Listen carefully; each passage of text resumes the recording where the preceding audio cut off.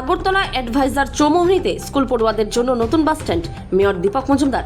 আগরতলা পৌর নিগমের ১৯ নম্বর ওয়ার্ডের অন্তর্গত অ্যাডভাইজার চৌমোহনী এলাকার স্কুল পড়ুয়াদের দীর্ঘদিনের দাবি অবশেষে পূরণের পথে। এলাকার কসমোপলিটন ক্লাবের পক্ষ থেকে স্কুল বাচ্চাদের সুবিধার জন্য একটি স্থায়ী বাস স্ট্যান্ড তৈরি করার আবেদন জানানো হয়েছিল মেয়রের কাছে। তাদের সেই দাবিকে প্রাধান্য দিয়ে আজ প্রস্তাবিত স্থানটি সরজমিনে পরিদর্শন করলেন আগরতলা পৌর নিগমের মেয়র দীপক মজুমদার। স্থানীয় ক্লাব কর্তৃপক্ষ সংবাদ মাধ্যমকে জানিয়েছেন, আগরতলা অ্যাডভাইজার চৌমোহনী ও তার পার্শ্ববর্তী এলাকা থেকে প্রতিদিন প্রায় 200 থেকে 300 স্কুল পড়ুয়া বিভিন্ন শিক্ষা প্রতিষ্ঠানের বাসে করে যাতায়াত করে। নির্দিষ্ট কোনো যাত্রী ছাউনি বা বাস স্ট্যান্ড না থাকায় রোদ বৃষ্টি মাথায় নিয়ে রাস্তায় দাঁড়িয়ে থাকতে হতো খুদে পড়ুয়াদের। এতে চরম দুর্ভোগ পোহাতে হতো অভিভাবক ও বাচ্চাদের।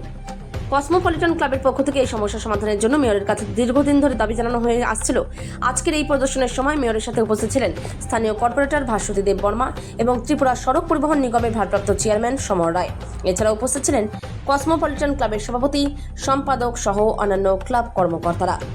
ত্রিপুরা থেকে বিক্রম কর্মকারের রিপোর্ট, বিগ নিউজ বাংলা।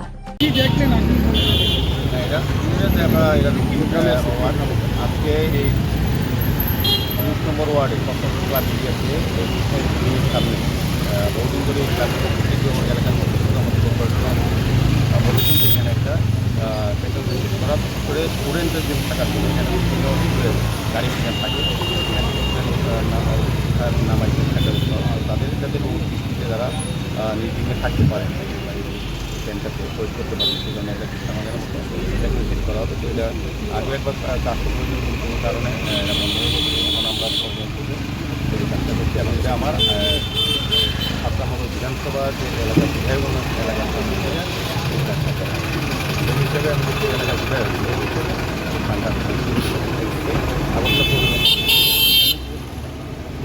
এলাকার একটা অভিযোগ এলাকার কিছু আইন শৃঙ্খলা ছিল এবং এলাকার ক্লাবগুলি দেখেন আমার ক্লাবের প্রেসিডেন্ট সেক্রেটারি সব আমার সঙ্গে আছে, আমাদের কর্তব্য আছে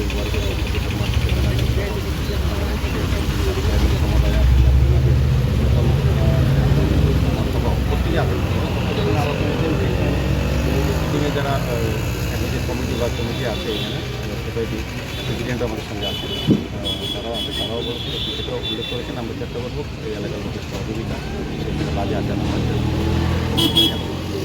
এটা হলে পরে আমার মনে হয়